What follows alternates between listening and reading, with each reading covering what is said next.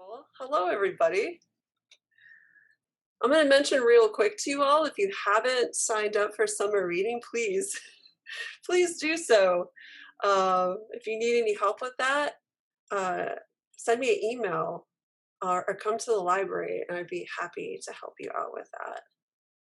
All right, why don't we get started now? All So, right. my name is Angela Perez, and I am so excited to introduce author, illustrator, art director, animator, Tim Probert, creator of graphic novel Lightfall, which is on the Darien Library's summer reading list. So Tim is here to chat with us about his work. He's going to do a drawing demo. And again, I encourage you all to ask questions using the Q&A function. So, Tim, thank you so Hello. much for joining us Yes. today. Thank you for having me. I'm happy to be here. Yeah. So before we actually get into the meat and potatoes of Lightfall, hmm I wanted to ask you how you got started in illustrating and how you kind of found your way from illustrating to creating this beautiful graphic novel. Sure. Yeah. It was a winding journey. I went to college for painting, so I learned like traditional oil painting and figure drawing and stuff like that. But I wanted to go into animation, so after college, I interned at an animation studio, doing like cleanup drawings of Dora the Explorer and stuff like that. Oh, cool. And then from there, I just like started trying to get more into illustration specific stuff, and I did um, I did one book that was like a scratch and sniff book. Um, Oh, yeah, great. that I found through like a friend of a friend, and then that caught the eye of somebody at Macmillan, which got me my first book, Pickle, which was like a middle grade chapter book. I got it right Yes, here. there it is. Yeah, and from there, that actually was the beginning of my true illustration career. I think was doing Pickle, and then from there, I did the Rip and Red series with the same people over at Macmillan. Um, and then while I was doing that, I got a job as an I started as a designer at an animation studio in New York City, and there we make commercials and shorts and little various animated things. And I've been there. That's Nathan Love. It's called. I've been there about 7 years now, I think, and now I'm the art director there. So I work there during the day, and I design and draw different things, and then I come home and I make books. That's awesome. You know Yeah. what? Somebody asked me recently what an art director does. Yeah. And I'm wondering if you could talk a little bit about that because there's so many jobs in the art world that people don't know exist. And I think this Yeah. is one. Yeah, definitely. And I think in different industries, an art director will mean different things.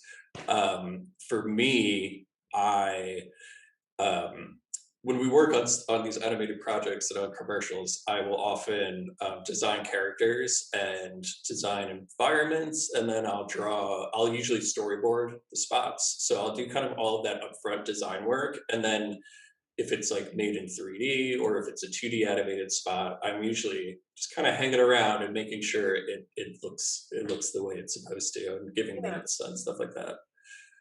Yeah, but in other industries, it can mean different things. It's kind of a vague term, but I draw a lot. Yeah. No, no, I think it's important for people to hear all the different roles that hmm you could do. Even with animation, there's so many different roles Yeah, within that yeah. We in always that have profession. teams of varying sizes, but it's always a team of people. Yeah. Yeah, and I was surprised to learn that you worked on Amulet, Yes. because I just thought that he did everything, but you actually have you did was it that you did coloring for the Yes, cover? yeah, I helped with coloring. So he has I don't know what his title is, an assistant or a colorist. Yeah, colorist. Yeah, Jason Kafo, who helps color all the pages, and then was part of it. I worked on book 6 and book 8, and yeah, basically just helped color pages, which was really fun, and I learned a lot from Kazu. He's such a sweet person, and he's always there to teach. But just like that was my first experience working on a graphic novel of that size. So like learning the organization and the process and some of the different things that they were doing was really helpful when I went off to do my own. Okay. Yeah. I actually have a couple of questions that came in, and one of them is, where do you get your ideas from? All over the place. And usually not what I'm thinking about them. They just appear. So for stuff like Lightfall, it's kind of a combination of things that I liked as a kid that are still like swirling around in my head, and I've sort of morphed into different ideas as I've gotten older. But I'll take inspiration just from other books I'm reading or shows I'm watching. Like watching one thing might give you click something in your brain that gives you an idea that's totally unrelated, but like it'll just spark those creative energies, Yeah. and just going out for walks. Yeah. No, that makes sense. Like just observing the world around you is Hmm. inspiring in itself. Yeah, yeah, and things will connect in unexpected ways, and sometimes you get really stuck on your story and you can't figure out where to go, and it's the moment when you put it down and step away that usually the inspiration will strike. Yeah. Was there any like comics or chapter books that you read as a kid that got you started in getting interested in drawing or Yeah, storytelling in general? yeah. I loved the Redwall series. Oh, yeah. I don't know if kids still read that.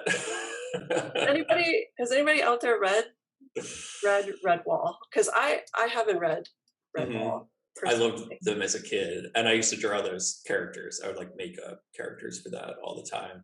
Yeah. Um, yeah, that was a big one. That and Dinotopia, which is Oh, another one yeah. that I My don't know if son kids are remember still that. reading. Yes, I Yeah. love that book, and it was filled with such like great world building and imagination, and like just the most beautiful paintings. So those are two like big influences to like write stories and draw fantastical things. Yeah. Even though neither of them are comic books necessarily. Yeah.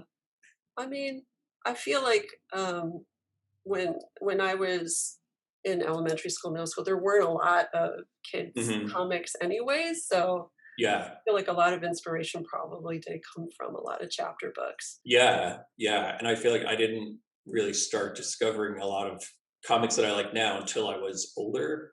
Yeah. Like even I love Calvin and Hobbes, but I didn't start reading it till like high school. Yeah. So like years after it had ended. Um, so yeah, yeah. Yeah. And this actually ties into another question we have here is how long have you been drawing? Oh, forever. Yeah, probably since I was like 6. I was always drawing stuff. And yeah, yeah, now I get to do it for a living, which is unexpected, but every day I love it. Yeah. Well, actually, we have another question here. I'll ask this one. What is one of your favorite comics you made? Oh, I mean, I would have to say Lightfall. I guess that's the cheesy answer.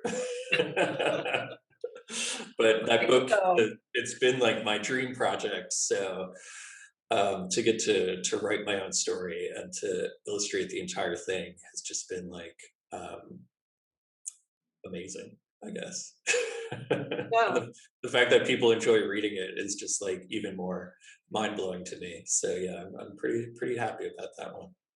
For me, I really like a really carefully selected quote that kind of gives the tone of the book. Hmm. And I actually think you chose a really beautiful one. And I wrote it down so I could remember it. Yeah. Okay.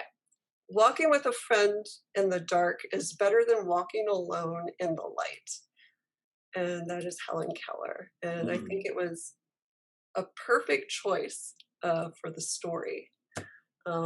And I actually think that that is a pretty good segue into talking about Lightfall Mhm. specifically. Yeah. Yeah, Um, absolutely. That quote So was, I wasn't planning on having a quote until I read that, and I was like, "Oh, well, this is perfect. I it have is perfect. It to." really is.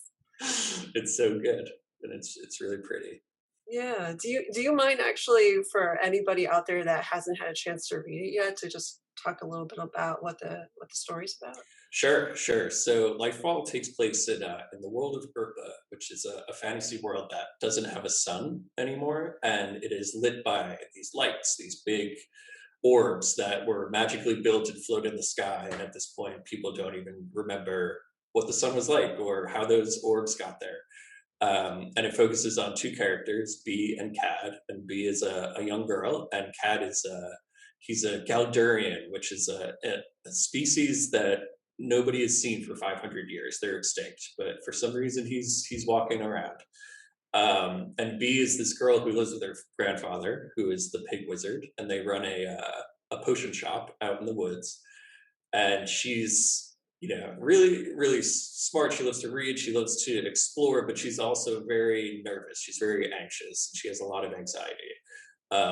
So that's kind of the core of the story for me, was having this fantasy adventure where the lead character is not only like relatable and human, but just dealing with something as opposed to something like I love Star Wars and Harry Potter, but the heroes are like just ready. They're there. They're ready to go. And when I would watch this, I'm like, I don't know. I would be like a little nervous about it. Yeah. I would be a little unsure about doing all this. Yeah. So like I didn't see myself in those characters. So I kind of wanted a character that had those emotions and like worked through those feelings. And then she does it anyway. She goes off on this crazy adventure because her grandfather goes missing, and then she meets Cadwallader in the woods, and they go off to find him together. And then slowly they kind of become friends, and they sort of help each other, and the story goes from there as they search for her missing grandfather. Yeah. Yeah. And you mentioned like bees anxiety. One Hmm. thing I noticed, and maybe some of you noticed too, is that anytime that she would get nervous, Hmm. these like black tendrils would come up, Hmm. and I thought that's what I really love about graphic novels, Hmm. is that it's such a there's this opportunity to describe things that are so hard to describe, and like anxiety is something that Hmm. I feel is difficult to Yeah. and very personal, and like Yeah. that visualization was I felt like it was perfect. Yeah, thank you. That was tough because I didn't want to do like thought balloons. I never wanted to actually go in their heads, and I also didn't want her to just like speak her feelings out loud, because when you're anxious, you usually can't speak your feelings. So it was really hard until I hit on that theme of the black tendrils, sort of giving that feeling of like closing in and like a panic attack. So yeah, you can visually see when it's going on, even when she's not talking about it. Which yeah, like graphic novels are such a great medium for that kind of stuff. Yeah. And we actually have another question about your process. And since this is your first graphic novel that's yours, completely Hmm. yours. Yes. What is your favorite part of the comic making process? Oh, that's a good question. Yeah. So I love every part, but there's definitely a moment in each part where I wish I was doing something else. Like right now I'm deep in drawing book two, and I love it. I'm like having a great time, but I'm like, man, I miss writing. But when I was writing, I was like, I can't wait to draw. And then like the same thing, once I'm coloring, I'll be like, man, I miss drawing. So I really do, like, every single part brings its own challenges and different things you can bring to the story. So like stuff that um, I'll come up with stuff while I'm drawing that I would not have thought of while I was writing. And the same thing when I'm coloring, like I can add to the mood in a way that I can't when I'm drawing. So it's like it keeps building with every layer. So I really love each step of the process, but they take a long time. So you do, you do kind of end up doing one thing for months at a time, and then you're like, man, I can't wait to do the other part. Yeah. Yeah. And somebody has asked here, like, how long you've been making books. Hmm. And this is your first one. So my question is tied to that question is how long did this entire process take? Book one of Lightfall took about 2 years from start to finish, maybe a little bit longer. Um, but I had a head start because I'd been working on the story and the characters before that. I'd been working them for like 5 or 6 years already, just on my own. Is this like story that I wanted to do? So by the time I was working on the book, it was about like nailing things down and like making it into a cohesive story, and then figuring out how to do it, which I didn't really know yet. And there was a lot of trial and error in there. But yeah, about 2 years for a book, which Okay. Yeah. I think it's amazing because I'm a really fast reader, and a lot of the kids here like run through books so quickly, hmm and they'll read Lightfall and like they'll zoom through it like 2 hours, and they're like, "When's hmm the next one coming out?" right, right.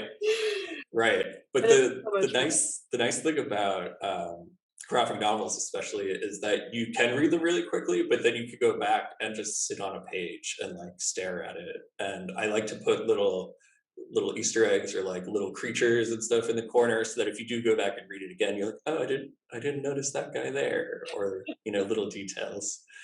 Um, so yeah, they live on, I like to think. Definitely. Um, somebody has asked, kind of going back a little bit, how many books have you? The question is, how many books have you made? And we know hmm you've done your Lightfall one is your first, that's yours. But hmm we know how many book projects, illustration Um, projects you've done.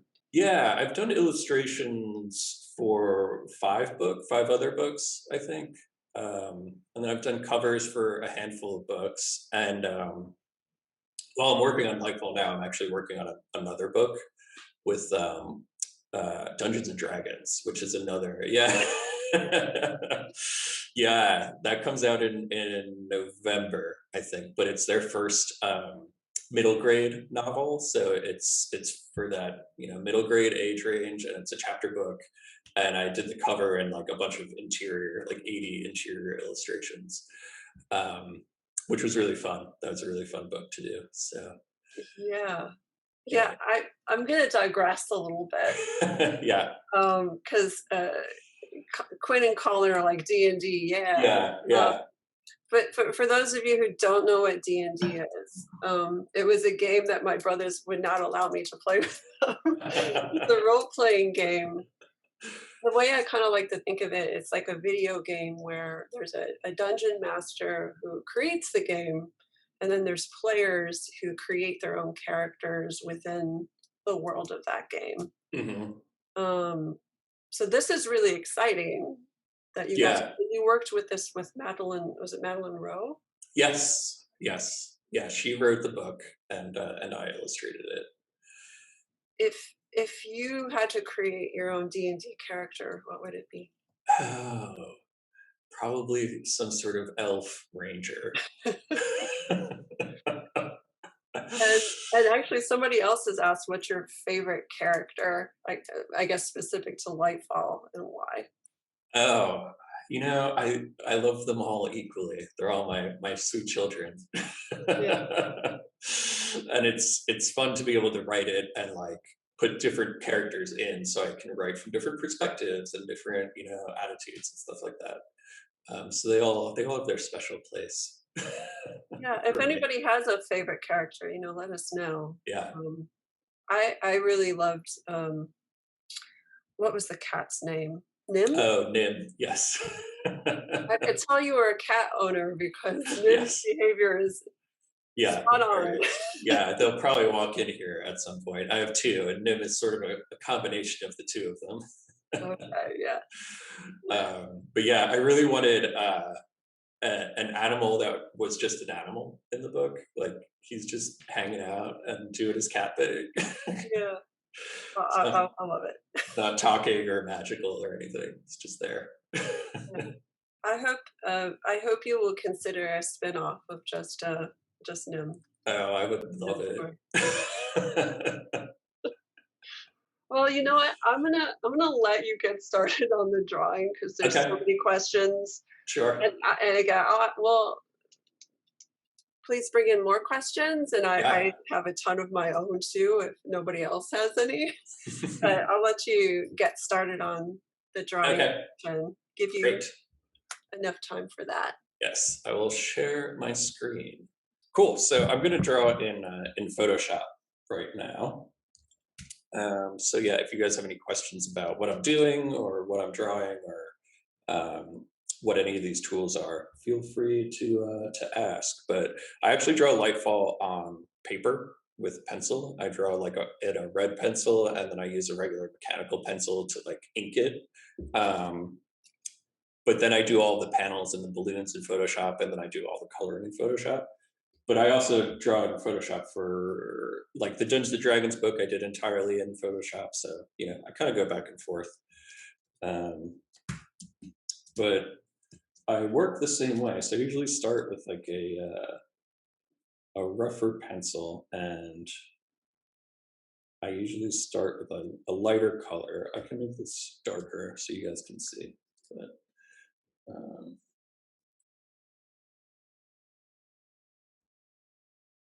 just put it's going to be CAD here eventually. Just roughly blocking out. Do you have any preferred traditional art tools for drawing?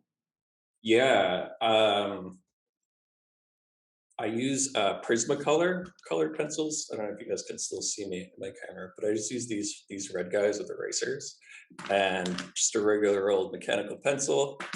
And I've been using these Blackwing pencils for shading, but they're just like nothing fancy. And I actually draw the book on like laser printer paper. And are you using a Wacom? I am, yes. I have the Cintiq Pro at this point. I spent the big bucks to get the big screen, so I was doing so much work on it. But yeah, so I draw on there with the pen. Was it what was the learning curve like for you going from, a traditional like mechanical pencil to uh, a tablet? It was pretty steep for me at first because it's very different, and there's a disconnect where this pen that you draw with has like a very small point, but sometimes you're using a brush that's mimicking like a big paintbrush. Um, and yeah, that was weird for me to get used to. And I had never used one before, so I actually started with the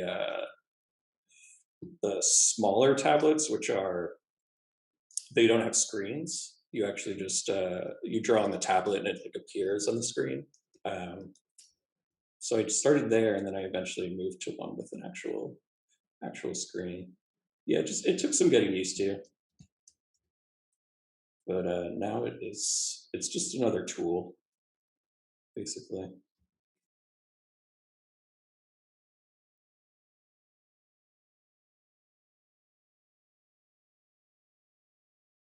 This little guy, because I like What him. was that character's name? He didn't have one. He's just the Arsai. Um, yeah, he never had a name, but he does show up in book 2. Yeah. Do you have inspiration for drawing the outfits? Because I remember there's a page in the book where you kind of break down like where they go clothes shopping. Yes. That was such a silly moment that I was glad I was able to keep in there. Yeah, I like them to be practical, which in a lot of like fantasy stories, you get these sort of ridiculous outfits, and I would be like, "How do you walk in that?" Or like, "How do you do anything?" Um, so yeah, that was sort of the joke of that scene of like all these ridiculous, over the top outfits, and then B picking something very plain and practical because that's what you would want to walk around in all day.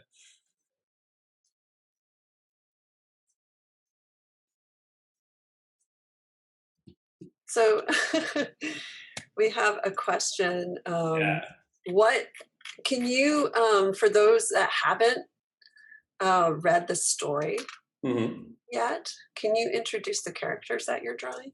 Yes. So this is B, and this is Cad. So Cat is the Galdurian, who is the mystery species, and B is the girl who lives with the pig wizard. Um,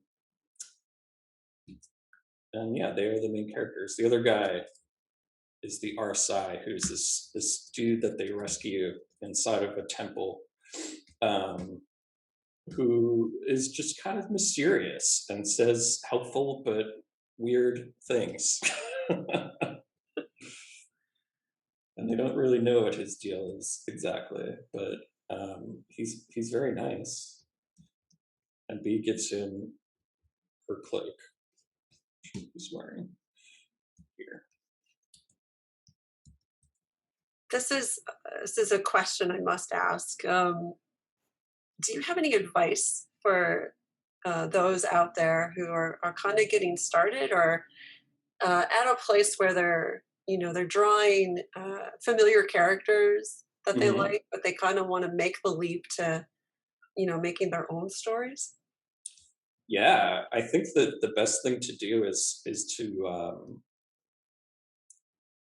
to kind of just, it's like ripping off a band-aid. You just go for it. I know it could be scary, but the only way to get better at it is to do it. Because I had that problem. I would just think about stuff all the time. Um, and you could think about things forever, but that's not going to make anything, and then you're not going to get the practice you need to make stuff. So yeah, I started just doing little like 2-3 panel comics sometimes, or just drawing different characters and trying to imagine what their backstory is or who they are. um, and then just like I would write little stories, stuff like that, just to do it, and then you could show people and share it, and see what people think. And yeah, that's just practice, I think. Yeah, I really like Jen Wang's work a lot, and Oh yeah, it's beautiful. it's really really amazing. Stargazing, I highly recommend it to everybody. I was looking at her website, and one thing that she said that I thought was really great is that find peers to share your work with and get feedback. Mm-hmm. And it's and just like finish something and Yes. learn from the process. And the process is lifelong, Yes, which I agree with that. I think that is great advice. And you know what? We have a request if you're able to. Are Hmm. you able to tilt your camera to show how Oh, you're the working on the tablet? screen, I can try. There, how's that? Might be able to sort of see. Yeah, I can see a bit of the corner. Yeah, it's not much. The screens are not friendly in Yeah, the no, directions they're pointing.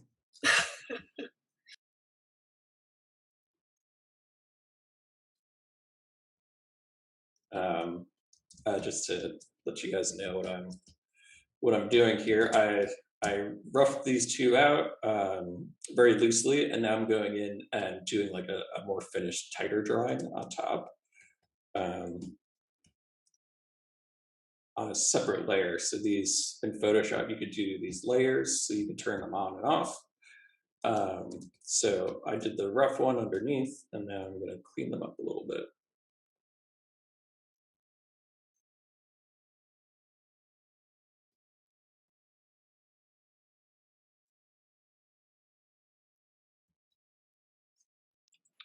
Is there anything you can divulge about Lightfall 2?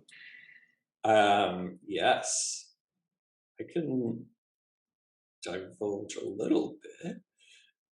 Um, it's got dragons, and it's got some pretty scary stuff and some pretty fun stuff in it, I think. I can actually show you guys the cover, which I finished. And I have open here. And let me know if I'm interrupting you too. Oh no, no, totally fine. Yeah, this is the cover of book 2. This is the front cover. Oh man, that is beautiful. Thank you. And then this is the full, like, that's Dungeons and Dragons. It's the cover for that book. We have our hero and her friends and some creepy monsters. But this is the full image for the cover of book 2. Oh wow. It's got all sorts of fun little dudes, dragons and waterfalls.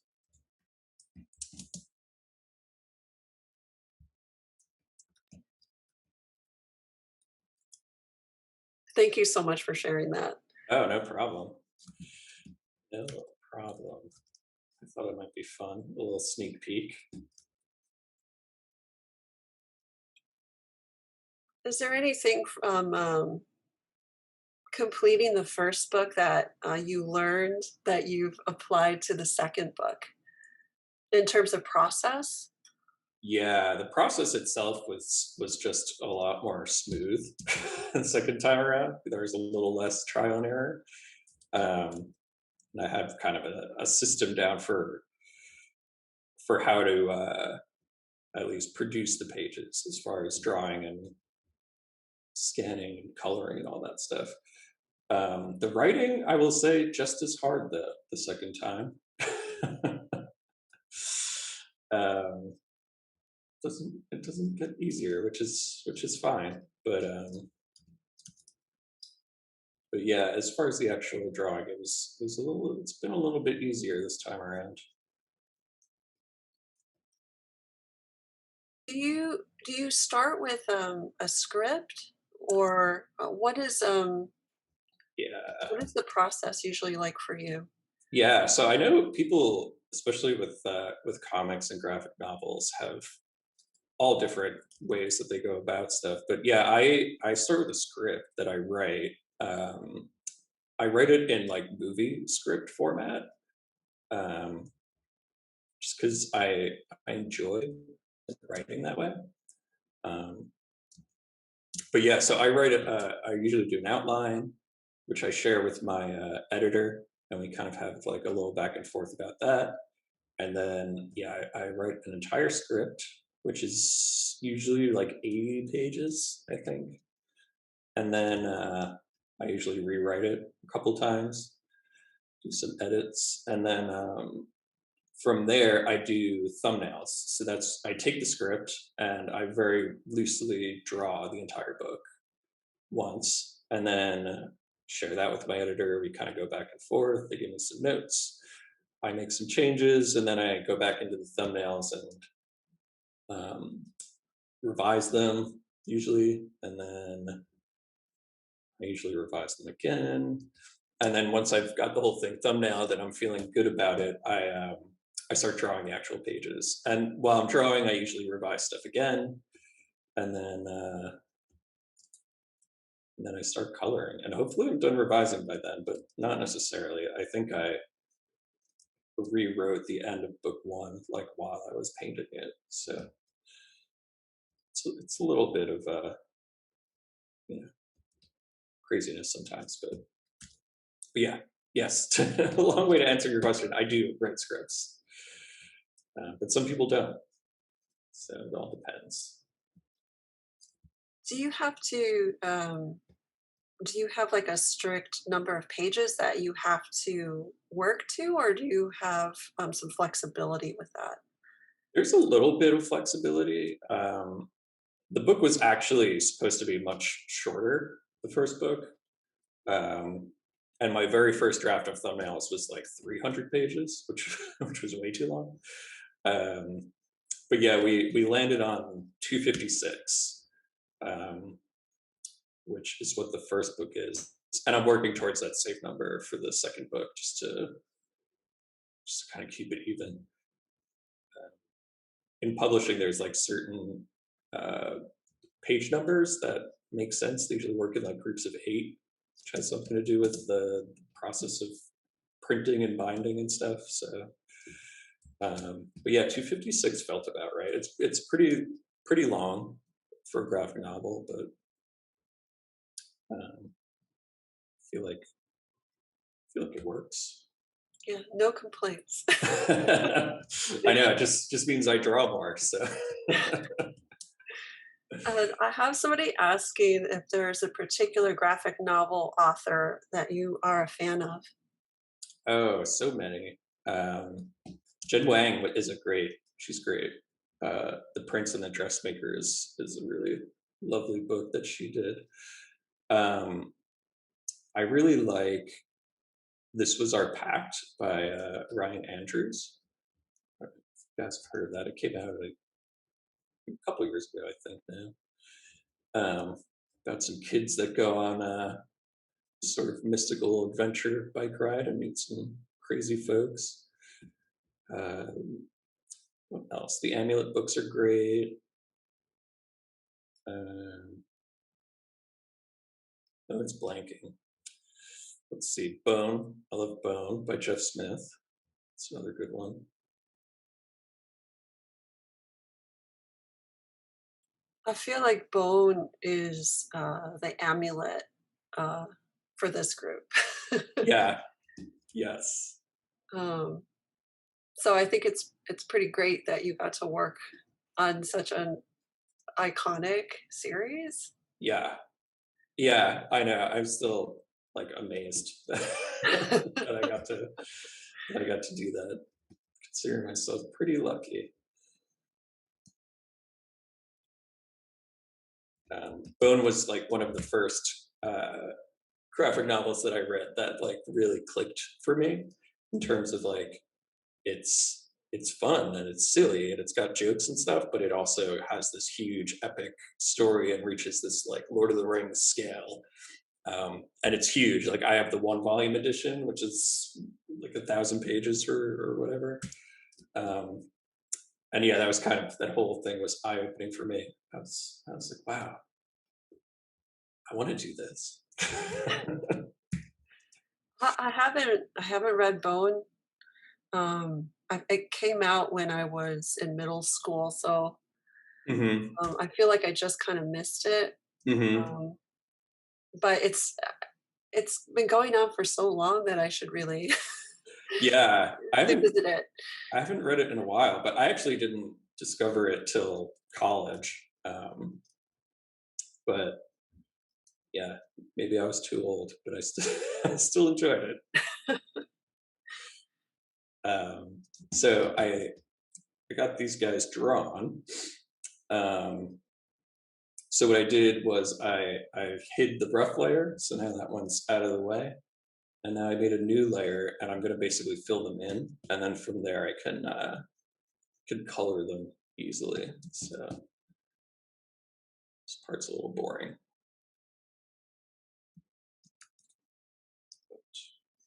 but necessary.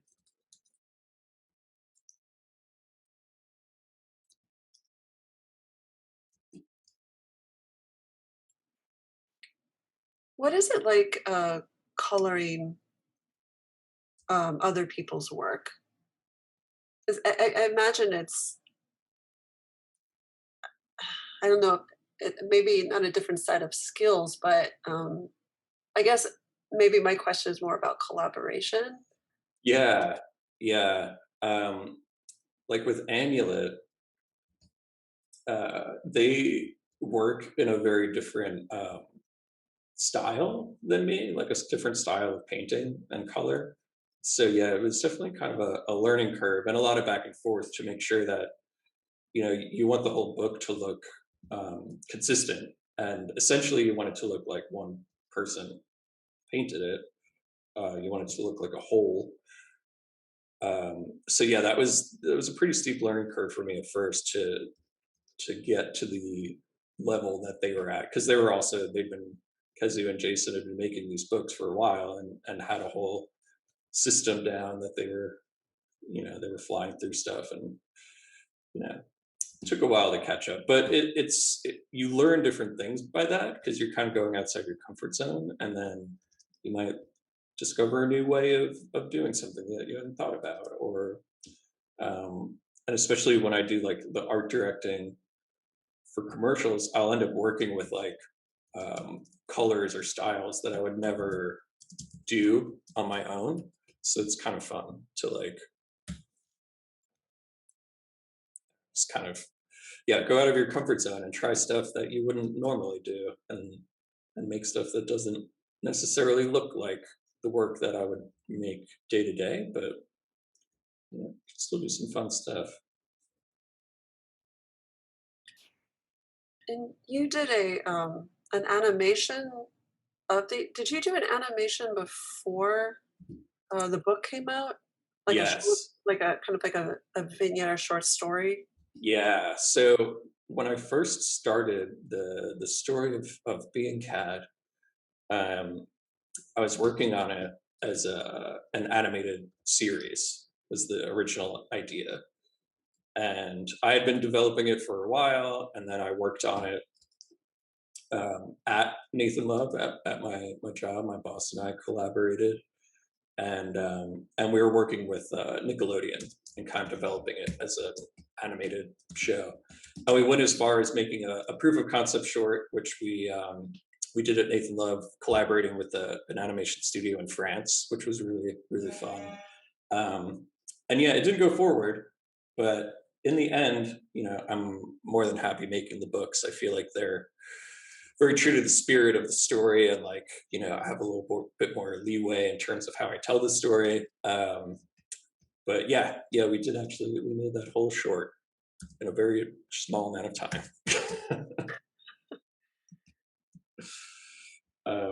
Yeah, so I got these guys filled in, and what I could do is this is like a little Photoshop trick, but you could lock. It's called locking transparency, but basically now I can't color outside the lines. So that makes it a lot easier to fill in the colors without worrying about staying inside the lines. I dropped these in earlier. So these are the palettes, basically. So I have these for a bunch of different characters where I pre-make them, and then I make these little drops of color that I can grab the color from really quick. So it just allows me to kind of move a little faster.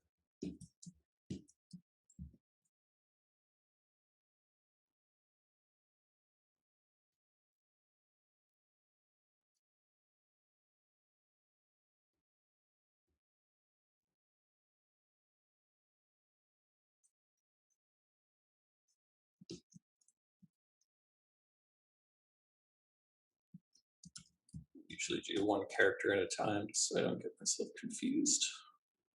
I tend to color them from the inside out, if that makes sense. So like the biggest area on Cat is his skin, so I'll usually do his skin first, and then kind of work out from there to his clothes and stuff. And what I'm doing here, there's this tool called the eyedropper. When you click the eyedropper, it selects the color that you click. So that allows me to just grab these colors that I'd already set up. It's almost like having a palette, a painting palette like you would do in oil painting or watercolor that you're grabbing your colors from. It's a very similar concept.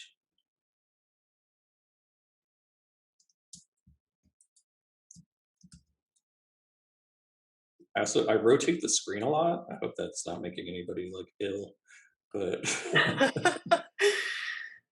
I have motion sickness, and I'm like in general, but I'm having no issues. Okay, that's good.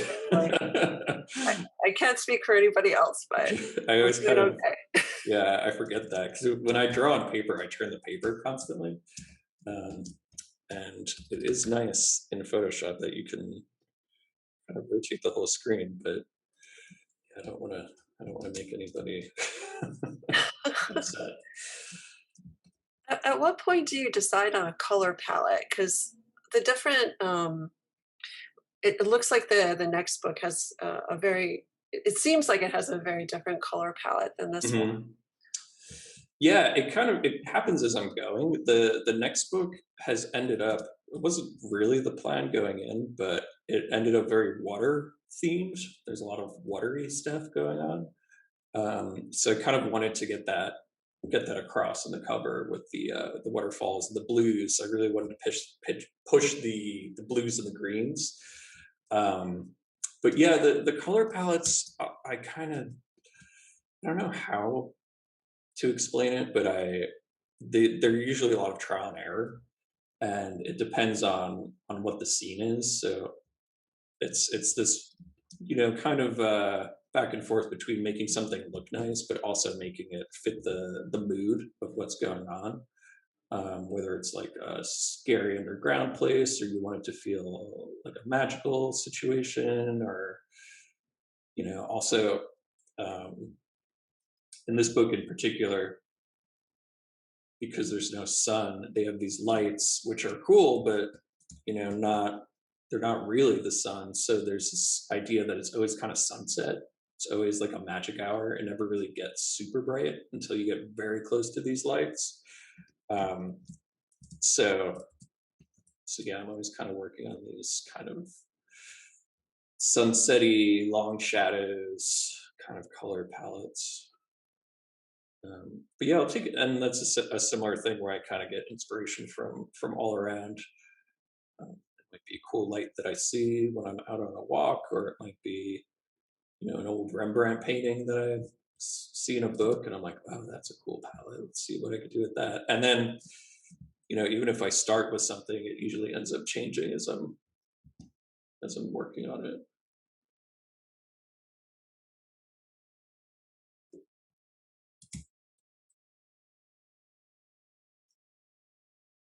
Yeah, we spoke about this before we technically got started, but there's definitely a painterly feel to it. It's just really Hmm. beautiful. Thank you. Yeah, I wanted the whole book to feel very painted and hand drawn as much as possible.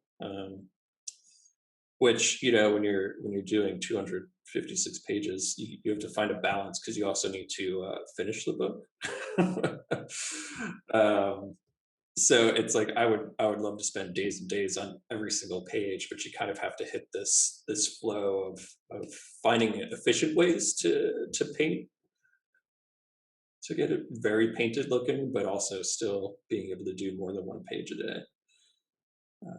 Otherwise, it would take me 10 years. But I really love a good painterly look.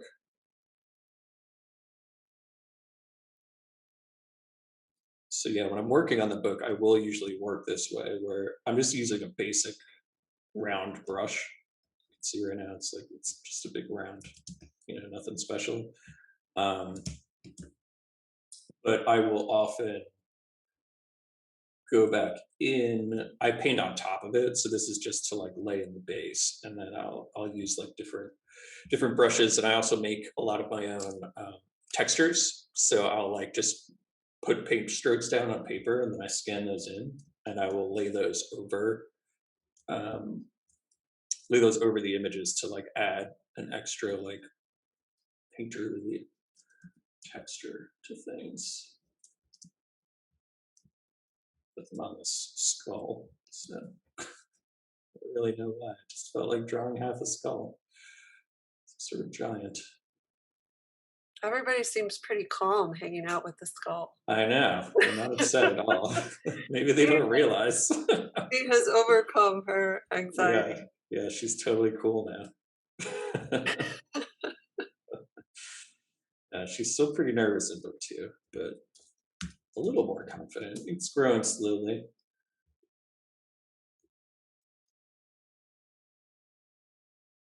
So sometimes when I'm working, I'll just like throw a color down. So I got this green, which doesn't look very good. But what I will do is maybe use this magic wand tool, which will select whatever color you click on, and then you can adjust the color just by a slider. So I'll do this a lot where I like put something down, I'm like, that wasn't quite right. And then I'll kind of scoot it, maybe a little more colorful, maybe a little brighter. It's like, oh, that looks better. So that's what I mean when I say like trial and error. There is like quite a bit of just kind of futzing with stuff until it starts to look right. Don't always have a great plan going in. Sometimes I do, sometimes I don't, though. Usually I don't. So Quinn and Colin are asking, do you color your work digitally for the books? I do, yeah. Yeah, so the books are all colored basically in the way that I'm doing it right now. Yeah. Don't do too much actual like painting with paintbrushes anymore. I do a little bit, but there's just keeping it digital is boring sometimes, but it's efficient. I already have stacks of I don't know if you guys could see in the back that white thing is full of drawings. All the drawings from the book are in there. So I do have stacks of paper everywhere still. So I got these guys kind of filled in, it's a little boring. So then what I'm going to do now is start to put in the light, add some lighting. So I'm going to start with some shadows. And this is when I start to bring in different brushes and get a little bit more painterly. So I'm going to imagine the light's coming from this direction. The sun. It's the ugliest green sun you've ever seen. It's a terrible choice. So if I'm imagining the light coming from there, just going to paint in where the shadows would be.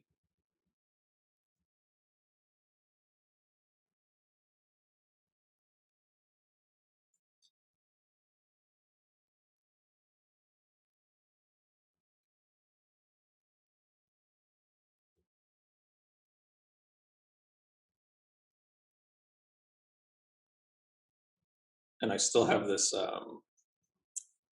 this locked, so basically I'm painting shadows on top of all this stuff, but I don't have to worry about going outside the lines, which is why that part up front, although it's a little like boring and tedious to just color everything inside the lines like that at first, it allows you to work much faster later. So now all I'm thinking about is where are these shadows, and I'm not worried about keeping inside the lines. And if I do go outside the lines, I just grab my eraser, fix it.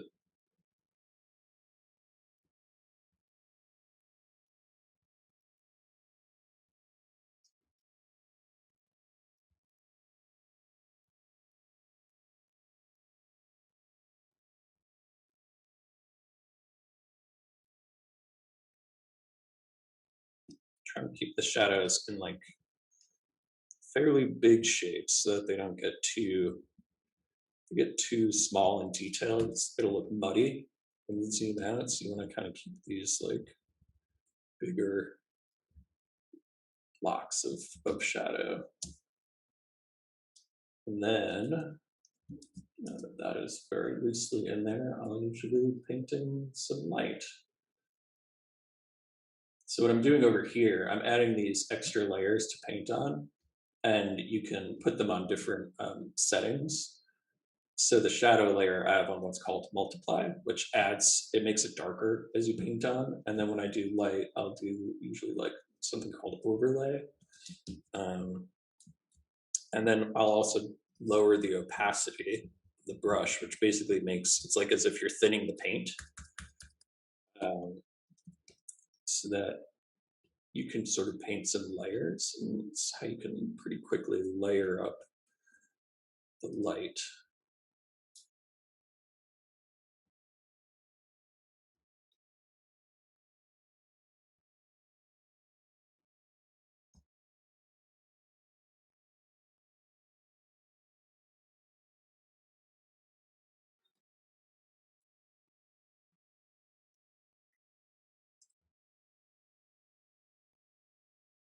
Are we doing on time? I don't want to keep you guys here all day.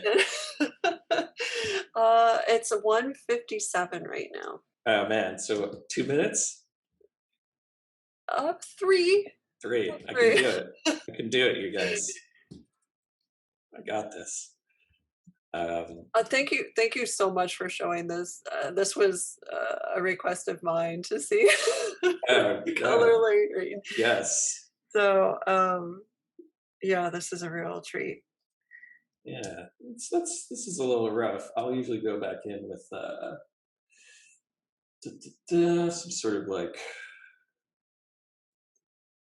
texture thing I can throw on top really lightly. Sometimes I'll paint in some like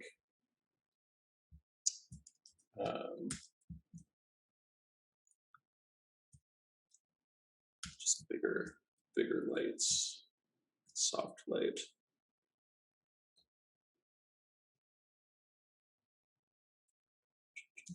Something like that. Yeah. It's okay. No, it's awesome. I can show you guys real quick. Just I opened up this page before, and you can see here all the layers. So when I'm really sitting down to do a full page, there's quite a bit more layers going on. So I'll do the Oh wow! for you guys. Yeah. Oh, that's fascinating to see that. See, that's the drawing. Yeah, and then what do we got? We got some trees. It's the whole background roughly painted in. And then we got some rocks, the path and the tree trunks, some characters, and then these little panels are blocked out from their own box. All that stuff is painted in. So this was the basic like flat painting of everything. And then I started bringing in the shading, and then a little bit of light coming through. Some softer light happening, and then the beams,